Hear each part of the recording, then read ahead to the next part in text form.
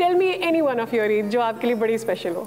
जब मैं सुबह ईद की नमाज के लिए नहीं उठा और सोता रह गया, फिर पता किया कि जी एक मस्जिद है जहाँ 10 बजे नमाज होती है। नमाज के बाद वालदा के पास जाते हैं, उनके पास बैठते हैं, उनसे दुआ लेते हैं। एक ज़माने में आपने बड़ी बड़ी मूछें रखी हुई थी, क्या दोबारा रख लें? अगर ज़रूरत पड़ी तो दोबारा भी रख लें। डराने के लिए?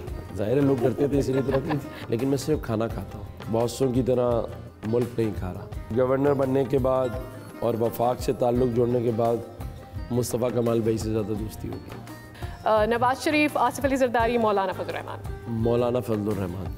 मुस्तकबिल में किसको वज़ीर आज़म देखते हैं, मरियम नवाज साहिबा को या बिलावल भुट्टो जरदारी साहब को? मरियम नवाज साहिबा। कराची को उसका हक दो, अब ऐसे नहीं चलेगा। देखिए ईद के पहले रोज प्रोग्राम ऐसे नहीं चलेगा, रात 10:03 पर सिर्फ बोल न्यूज पर।